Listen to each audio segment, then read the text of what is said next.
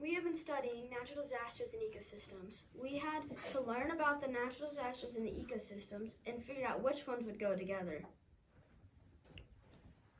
Hello, my name is Gianna, and me and Josh are going to talk with the crazy scientist Andy about droughts that occur in the deserts.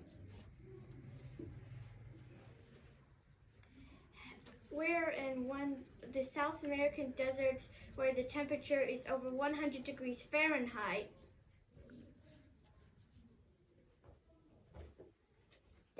Deserts are evaporating water that people can't see. There are 4 types of deserts: polar, subtropical, coastal, and semi-Arctic.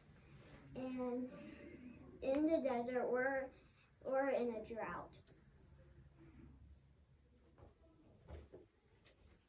Deserts are evaporating water that people can't see. There are 4 types of deserts: polar, subtropical, coastal, and semi-Arctic. And in the desert, we're in a drought.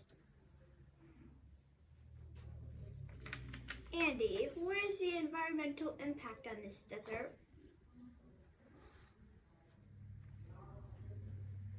When a drought occurs, all of the water in the area dries up, and the animals can't survive without water. And if there is water, the fish are in the water. They can die if the water temperature is too high. Well, that was very fascinating and interesting. Thanks, and that's our show. Hi, my name is Asher. Today, we are going to learn about abiotics and biotics. Biotics are living stuff, like trees and leaves. Abiotic stuff are stuff like that are dead and non-living, like dead logs and dead leaves. Let's let our scientist Ty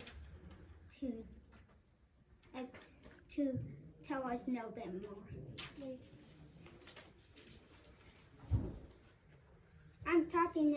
The reason I'm talking about is because there is a wildfire in the tropical forest last night. Let's let scientist Ty explain. Hi, I am Ty, and usually 90% of wildfires are caused by human activity. And someone last night was there, and they were the host of the party. Let's let her talk. Hi, I am Reagan, and I had a party last night, and I was the host of it. And I set off fireworks, and it made a wildfire in the tropical rainforest. So I called the fire department, and they came and set it out. It's all for today. See you next day. Bye. Breaking news in California. The wildfires are rapidly spreading in the deciduous forest. We have news reporter Rowan and scientist Lily at the scene. The sky jello isn't working. Scientist Lily, do you have anything to say? That's a great question. The sky jello is not working because the wildfire is too fast and too big for the sky jello to put it out. But it's doing some damage.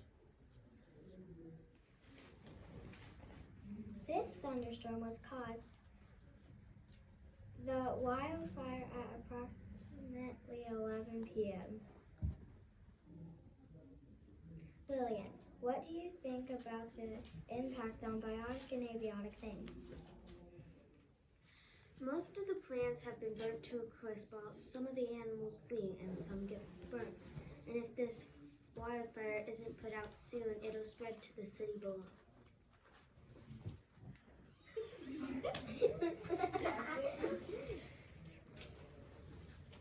Wait a minute.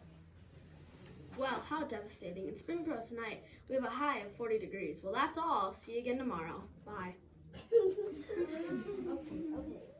Hello, welcome back to Tundra News.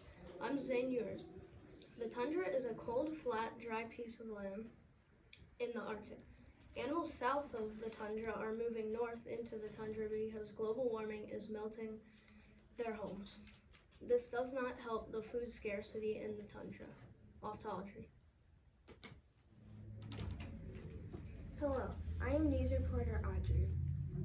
I have some breaking news about the tundra. Since global warming is starting, the ice caps are melting and the seas are warming and rising. But I'm no expert, so let's skip to scientist Keegan. Global warming is slowly melting permafrost and Arctic ice caps, ruining ecosystems and releasing carbon dioxide, which is helping global warming grow. Now back to Zane for biotic and abiotic factors. Thank you, Keegan. Some biotic factors in the tundra are the fish, birds, shrubs, and mosses. Some of the abiotic factors are the snow, sunlight, soil, and permafrost. But our natural disaster, global warming, could end some of these lives. Thank you, Keegan. Some biotic things in the tundra are the fish, birds, shrubs, and mosses. Some abiotic things are the snow, sunlight, soil, and permafrost. But global warming could put these at risk. Hello, and welcome back to the Canadian Tundra News. I'm news reporter Caleb. Recently, one of the California wildfires extended all the way to the Canadian tundra. In a little while, we will be talking with Master Scientist Tucker. Anyway, it was struck by lightning at approximately 12 a.m. It is currently 12 miles wide and 5 miles long. Let's have more with Tucker.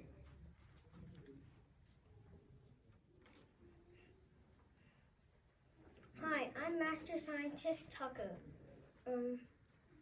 I'll be talking about tundras and wildfires. Tundras are very cold ecosystems. The wildfire melted the snow and ignited the grass underneath. It spread rapidly, but firefighters are battling it bravely at the scene. This is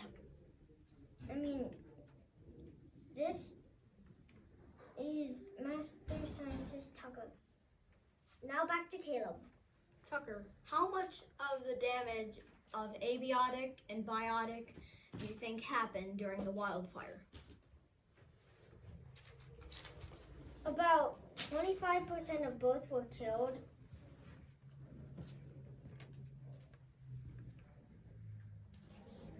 Thank you, Tucker. As we all know, tundras can be either plain snow or rocky sort of desert. That's all for today. Goodbye.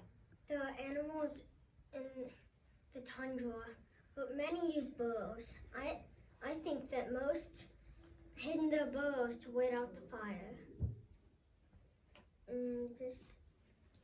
Goodbye. Tundras are the world's coldest, harshest biomes. Wildfires usually happen at places like the deciduous forest. Our ecosystem is the desert, and the desert has a lot of droughts. Deserts receive less than 10 inches of rainfall per year. Fact about desert.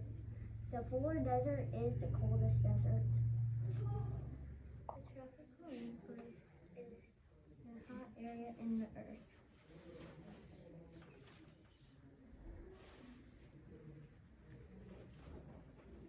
Rainforests receive 12 hours of sunlight daily.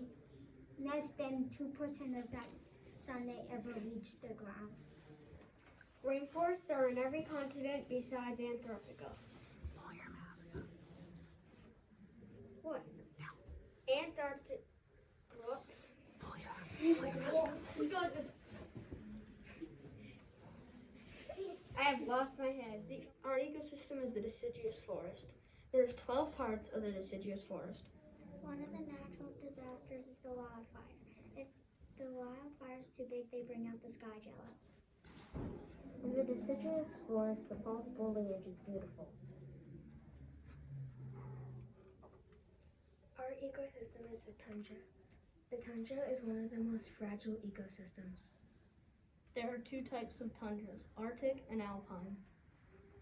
Both tundra floors are covered in permafrost.